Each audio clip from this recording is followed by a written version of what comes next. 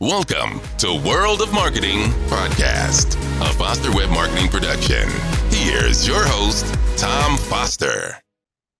Hey, everybody. It's Tom Foster, and welcome to the World of Marketing, where I talk with industry leaders about marketing mindset and business growth. This episode is brought to you by my own company, Foster Web Marketing. Foster Web Marketing is dedicated to providing cutting-edge, highly customizable websites, marketing, video, and strategic solutions specifically designed for law firms, medical practices, and other professional service businesses. Our award-winning web technology and marketing system sets us apart from everyone else. Please visit our website at fosterwebmarketing.com if you want to know more. But today's guest brings a familiar marketing strategy, but done in a very different world of e-commerce. And I'm excited to know more. I've got with me Josh Kropkof. Did I do it right? Yeah, Josh Kropkof. Right, Yep. Thank you. A titan in the email and SMS marketing world for e-commerce. Let me tell you a little bit about Josh. Josh and his brother Ben founded the email agency in 2018 after their first business selling digital products failed. Well, we're all used to that. Josh started his online business journey as a law student at the University of Miami, Florida. He was known as the quiet kid growing up. Josh found his voice as a close-up magician and talk radio host. That's interesting. But Josh has now generated 50 million plus in sales for e-commerce brands using email and SMS marketing. That's right, folks.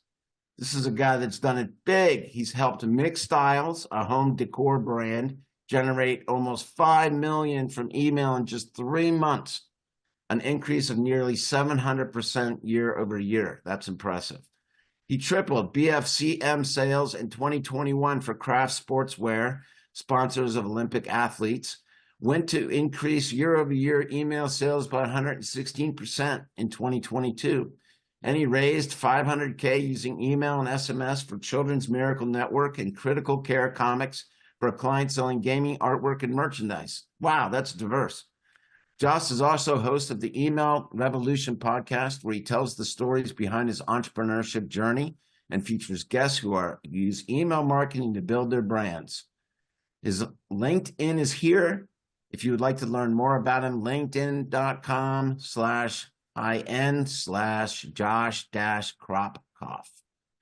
So Josh, welcome to the World of Marketing podcast. Thanks so much for joining us. Thank you so much for having me, and thank you for that introduction. That was awesome. Well, that's what you've done. It's always fun to listen to when other people tell your story, but yes, and congratulations for that. Thanks. Yeah. It's cool to talk about email with someone that kind of has some background in email, and what struck me that you've already said is that, like, you're interested in how we did this for e-commerce. Yeah. And that is, maybe that's where, I mean, happy to start wherever you want. Yeah, let's go with that. Tell us how you did it. Yeah, what's cool about just that topic is that e-commerce, and that can mean a lot of things, but when I say it right now for this purpose, I'm talking about brands, companies that sell physical products online with their own websites, and they, that world has been doing email marketing in some form or another for decades, and what's interesting is that they've sort of done it the same, which is they've done very sort of branded billboard style, I'll call it, emails. Right. And I think that the change that we bring, we meaning my company, which I started with my brother, as you mentioned, we're a pretty small agency. We've got a team of 9, including us. But the change that we've been bringing into the e-commerce world, and I guess kind of almost fighting this battle for the last 6 years, is to try to help companies make their emails more of a conversation, and more of an authentic human connection, which is, I think, in 2024, we're seeing it even more than ever before, that is the most effective way to email, and it's way more successful than a typical, like, email that looks like it's out of a magazine or on a billboard, right? Because people are craving that type of connection now, and I think they're so saturated with marketing And in their inbox, they're so saturated with marketing from every brand under the sun that all looks the same. And so when you can show up differently and actually talk to them like a person, go figure, it works better, and it's more fulfilling too for founders who do this, because it actually helps get their message across a lot better. So give me an example. So I guess the best example, you mentioned Mixtiles before, and I just love that story because Mixtiles is a really big brand. I think a lot of people have heard of them now. You may not have, but they're a home decor brand that's an app where basically you download the app and it takes pictures from your phone, Oh, yeah. and then they frame them and send them to you, and then you stick them on your wall. Oh, And okay. we started working with them in 2019, and they were, I think it was the first, I mean, I don't know 100% sure, but I'm contextually pretty sure that we were the first email agency that they worked with. They've now worked with a lot of email agencies, because I've noticed over the years other people talking about them as well. But that's an aside. So basically what was interesting Yeah. is when we came in, they didn't have a lot of email going on. They had a person in-house on their team doing email. And it was the very typical emails that you see. It looked like billboards in your inbox. And so we had written an email to the founder, and it was an email from me that I wrote, and it was kind of a long email, just kind of talking about our approach being different. And he said, let me think about this. Let's talk about it. It sounds like something that could be interesting. So they basically gave us a test. They agreed. They said, how about you guys write us an email sequence that we can send to people who sign up to the app. So when people download the app, the first job of that company is, okay, now they got the app, we have to get them to actually go through and make a purchase.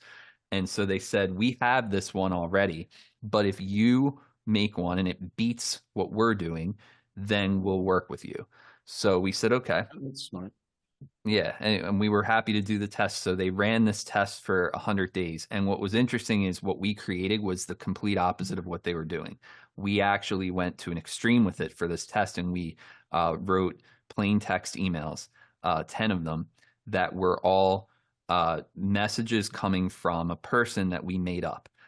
Because the founder, his name's Ethan, and he was like, I don't want to be the face of it. I don't want the emails to come from me. So we said, okay, is it okay if we make up a character? And he said, yeah, sure. So what we did is we took all these testimonials, like we read through thousands of testimonials that people had for this product, and we created a super fan of the brand who was sort of a composite of these testimonials.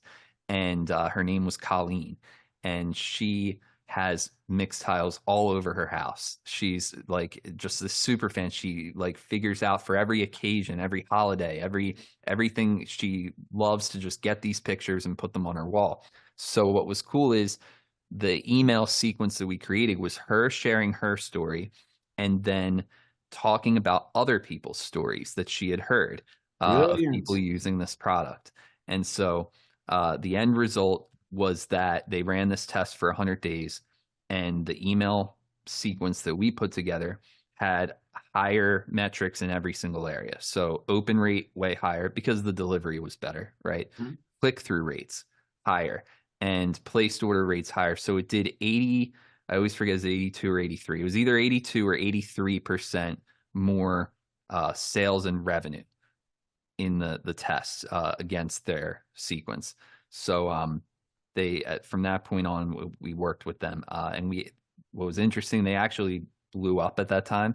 They scaled very, very quickly. So they hired like 30 people, and then they were like, they ended up bringing it in house after that. Yeah, of course they did. Yeah. I've heard that story before. Well, I want to pause there because I want to point out to everybody what he said, because this is exactly like you sending emails about your client's success. And so many of my clients and, many that I see, the emails that come from law firms are all about the law firm, all about the lawyer winning this award. And, this guy's, now doing this, or he just, won this case. And it's all about the lawyer and not about the person and that is brilliant that you did that, because, taking all the combined testimonials and creating this avatar person, which is the perfect client of Mixtiles, and broadcasting out to the list, which eliminates everybody that doesn't think like this Colleen person, right? Nobody's paying attention to that and focuses on their best prospects on the list that would respond to that, right? Right. I mean, I think to be honest, the reason that it works so well is because it's such a difference from what people are used to seeing. So it kind of cuts through the noise. And I think that the same does apply when you're talking about a company that provides a service. And I can speak to that directly because I do that, and I have my own email list of about 1,000 business owners, and it's kind of a mix between like the e-commerce businesses, and then I also have like a lot of marketers and copywriters and agencies and folks like that on my list. Is that how you get new clients, is by emailing your list? That's one of the ways. Yeah, it's one of the ways. Right. And I can say that like you talk about lawyers kind of and I haven't gotten like a ton of emails from law firms, but I can pretty much tell like what they would be, right? Like and kind of based on what you're saying, like kind of talking about specific cases, specific wins, and that's all really good. I think maybe the takeaway though, if you're listening to this and you have a business where you provide a service, whether it's law or something similar, and by the way, I did go to law school and I have that background, that degree. Oh, but wow. I'm not a lawyer myself. I didn't, take the bar or anything. But I always enjoyed I do enjoy to this day having that knowledge of the law. And I also think it makes it better as my business grows to be able to talk to lawyers and understand like where they're coming from. Why didn't you finish? Why didn't you become a lawyer? Because I went into business. I went in. Like this. Yeah. Yeah. I think a lot of lawyers I know wish they had made the decision that you made. Perhaps, yeah. I mean, but the thing is, like, it's and I know I have a lot of friends from law school who practice law now, and a few of them who have their own practice, and so it's very similar in that way. But I just happen to be this kind of business idea with my brother kind of came about in my last year of law school, and so I made a decision at the end to do this instead. And then we can get into that more. But I just want to make the point that, like, I think for a lawyer, as an example, the big takeaway would be write to your list I'm going to say this and maybe they'll feel like this is controversial. Write to your list in a less professional way. Write to your list like you're talking to somebody over a cup of coffee or over a drink at the bar. Just write an email where you're just talking. And I think that is because I know when I went from law school into digital marketing, the hardest thing, it took me 2 years to actually like break the habits that I had learned in law school about writing, because it was so formal the way that you write when you're a lawyer, and you're writing briefs, and you're writing different kinds of court filings and things like that, and even your responses to emails, it's all super formal and professional. But in copywriting, it's the opposite. In copywriting, right, it's actually better to have grammatical mistakes. It's actually better to have little errors every once in a while. It's important to break up your paragraphs. No paragraph should have more than 2 sentences tops. Best it has 1, right? And then you've got a line there, because it's supposed to be a dialogue. And so I would imagine that probably lawyers, and we're picking on them today as an example, but I would imagine that they have a hard time with that. Oh, yeah. Because I know I did when I was learning copywriting. But if you can be that lawyer who figures out how to write copy, that could be like the best skill that you could ever learn aside from your legal skills, because you can also talk that way in front of a judge or a jury, like meaning not that you talk unprofessionally or not formal, because you're still gonna in that context you'd still be very formal. But if you can learn certain copywriting principles, that type of persuasion is very, very, very effective. So when it comes to emails specifically, though, write like you're talking to a friend, and talk about things from your perspective. Be honest, be open, transparent, like, tell stories. Like, hey, I was with this client the other day and he said to me, what's something that like a lawyer might say there? Like, what's something that they might deal with, I guess, in a How much am I going to get? And, when am I going to get it? If it's a personal injury lawyer, Okay, perfect. Yeah, like how much. So I was with this client the other day, and he was asking me just up front, how much am I going to get? How much is this going to cost me? How hard is this going to be? And you know what I told him? I had this experience with so and so, and then you're like, and then you're on, right? No, that's good. I like that. Yeah. And also get replies if they're not doing that. Like your email or like marketing is really a conversation. So Yeah. you always want to invite responses to what you're saying, and then that helps you continue the discussion, because then you say, hey, I actually got this email response the other day from Jim in Orlando, and here's what he said, and then you like talk about him in the email. And so I'm just kind of rambling on here, but this is how you create a conversation with your email list. And that's what we do with e-commerce, which is really, really rare. But I think in, the people in your audience who are listening, it's the same principles.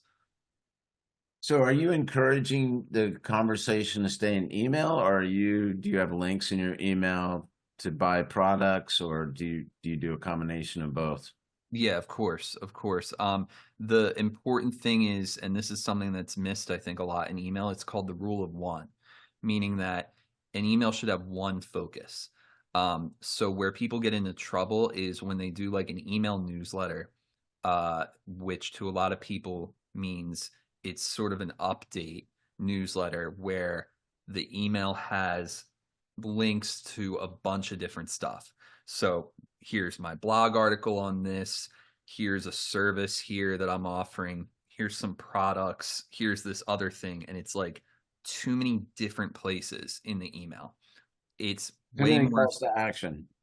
Too many calls to action. Exactly. If you can have one call to action, that will be way more effective. And in e-commerce, it is very common to have multiple products in an email, and that's fine as long as the overall call to action is one thing, which it might be, shop our whatever sale is going on. You can pick any one of these products, but there's still one focus, right? Right. So what I would say to what you just asked is like, you can have an email where the focus is just to get replies or is just to have this conversation. We call that an engagement email. But then you should absolutely have promotional or sales emails. In those emails, the focus should be to get sales, but you just keep it to one thing. Like that's what's going to help your emails convert way better, is if you have one clear call to action. And plus your open rate's going to be better, which sends signals to Google and the rest of the mail service to let the next emails in, right? So especially if you get replies to your emails. Yes. Yeah. Replies are great. Score. Exactly. Replies are great for deliverability. And also just keeping people engaged, which helps your deliverability in turn and helps more people be engaged. If you get somebody to reply to you, it's like they're making this little mini commitment. It's not like they don't think about it, but psychologically, you are now someone who they replied to. So there's a connection there. So what's going to happen is they are way more likely to read your other emails, and they're way more likely to take action. So yes, for all those reasons. It's Any opinion about how often you email your list? So yes, I think overall most people are not emailing their list enough. You can, if you think you're emailing your list too much, you're probably not emailing your list enough. That's so funny you say that. I say that all the time. Yeah. Have you, So right. Yeah. you know who Grant Cardone is? Yes. Yeah. Are you on his email list? No, I'm not, but Definitely. I'm on Dan Kennedy's email list. Okay. So yeah, I get ferocious sometimes more than once a day. Yeah, if you want to see like if you And want to see like these how are far it could professional go, marketers, man, that have made right, millions from marketing, teaching right. people to do marketing. If you want to see how far you could get away with going, join Grant Cardone's list. 90% of people should not do that, like should not do what he does, because to be frank about it and kind of blunt, he's earned the right to email that much. He's done it very successfully over a long period of time. But I think it was the other day I said, I can't believe this, because I don't even know. He was emailing. He had some product he was launching, but he was emailing every hour. Every hour I was getting an email, and then in the last hour there were like 4, like every 15 minutes. But it's crazy he gets away with it, because I'm not going to unsubscribe. Like I never, that's why I get so, because people read them. Yeah. Well, and it's even if, I mean, I'll be honest, I don't read most of his emails, but he's there, and once in a while it gets my attention. And that's the thing. Like, think about your favorite YouTuber, right? Like most YouTubers, and this is a little bit different now. Like if you're a very successful YouTuber, you actually don't need to post as many videos these days, because the algorithm is a little bit different, but definitely to rise in YouTube, your channel is publishing videos every single day. And you're not necessarily going to watch as a subscriber every one of those videos. But the fact that they're there every day showing up makes it more likely that you're going to see more of their videos. And, sometimes you might binge watch and go back and watch a bunch of their videos. And it's the same thing with email. It's better to be known and be seen as this, because that's the thing. It's like you become a part of that person's inner circle in a psychological sense. Like you're a regular contributor to what's in their inbox. It's true. Makes it less likely that they're going to subscribe, that they're going to unsubscribe. And I think a lot of people think it's the other way around. They think, oh, if I email too much, people are going to unsubscribe. I mean, that can happen if you're not sending. If you're not being interesting, if you're not right, like you have to, that's a part of it's not just about emailing every day or adding a video every day to YouTube. It's got to be compelling and interesting to your audience.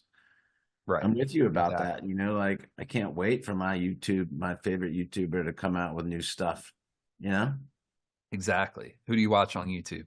I like the Y-Files. The Y-Files. What's that? Yeah. Check that out. Never heard of it. Y-Files. It's pretty good. It's all about, conspiracy theories and crazy stuff. It's good stuff. That's cool. Yeah.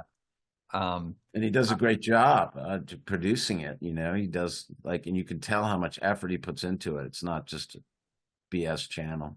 Yeah. No, I watch a ton of different stuff on YouTube, but I rarely have time, so I'll go back and binge watch. Dave Portnoy's One Bite Pizza reviews. I always love seeing them, because I when I'm traveling and stuff, I'll look up, is there a good pizza spot that he's reviewed? So stuff like that. I also watch, because I'm in Florida here, fishing is big. So I don't have much time to actually go fishing, but I like watching the guys who do the YouTube channels where they're fishing around here, because it's just cool to see. So stuff like that. But my point is, you have a relationship with that YouTuber. And the reason is because they're showing up all the time. If they weren't, you wouldn't even know about them. So it's the same thing with email. There's a way to do it. You don't want to be spamming people where every email is just about buying your stuff. Right. You got to make it engaging, right? Yeah, give them a reason to want to open, and always think of it from their perspective.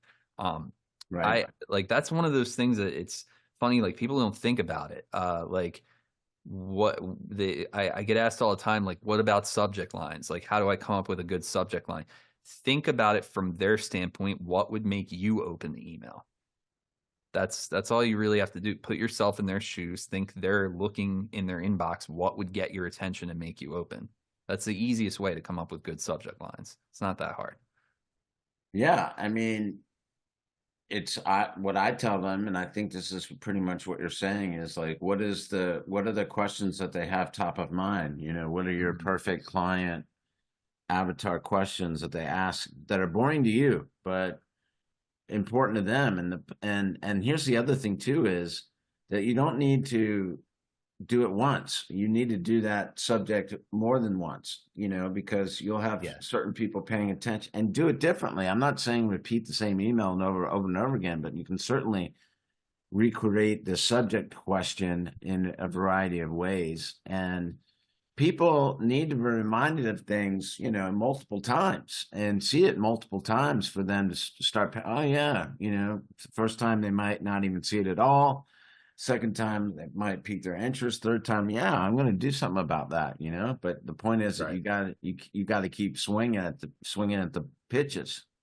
Yeah. And what you said is absolutely true. You can in email marketing, definitely you can resend emails that have done well in the past.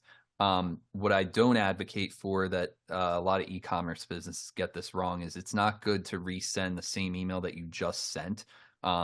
Like a lot of times people will take the same exact email and then they're like, oh, it did really good, and they'll send the same one again, and maybe they won't send it to the same to the openers or whatever. But you do want to, if you're going to do that, you do need to change it up, Yeah. because the algorithm's reading that in Gmail. You don't want to keep sending the same thing. But what you can do, especially true for if you're a service provider who has his own list or her own list, you can take ones that did really well, that had the highest open rates or the best engagement. You can resend that exact same email. Just do it like 6 months to a year later, because people don't remember this kind of thing. In truth, they just don't. So you can take an email that worked, and it is helpful to change it up a little bit. But like if that subject line hit a year ago, it's gonna hit again. So you can do it. I wouldn't, don't go crazy with it, but you can definitely do it a second time. And it's great. It's a great feedback loop, like now what stuff is especially if you're getting clients from it too. That's the other piece Yeah. too. Am I getting clients from this, or is it just wasting my time? That's the Yeah. other measurement too, is your email marketing bringing you business, or causing you just to answer a bunch of questions for free on the phone? That's the other Yeah. thing, especially for Mhm. lawyers, they got to be careful about. Yeah. No, yeah, that makes sense.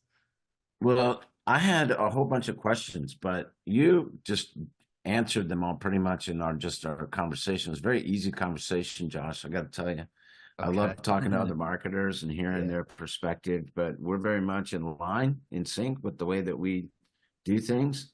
Awesome. And I definitely want to have more conversations with you. I'm very intrigued, because I always want to learn, how to get better. For sure. And that's what everybody on this listening to this podcast is here to learn, how to get better.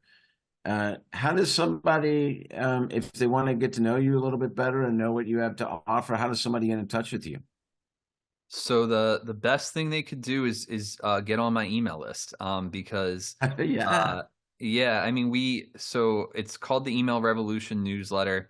I also have a podcast, like you mentioned earlier, called the Email Revolution, where that's a little different. I tell my story on there. Different episodes kind of correspond to different things that happened as we were building the business and stuff. And then Intriguing. I also have guests where we talk about their story. And usually the guest has some sort of email related thing that they've done. But I always get into like the story behind the story, because I feel like that's the most interesting. But that's the podcast. But the newsletter, our goal is to really help you learn how to gain an edge in a competitive marketplace, by using direct response email. So exactly what we're talking about here on this episode. How do I write engaging emails that get replies, that get opens, that get sales? If I'm selling something, like, how do I do that in any business? That's what our email newsletter is about. And so we talk about everything on there, from like entrepreneurship stuff to, definitely email specific stuff to just online business stuff. It's a very, it's a conversation. And so we got all kinds of cool stuff in there. So to get on that, made it super simple for people who are listening.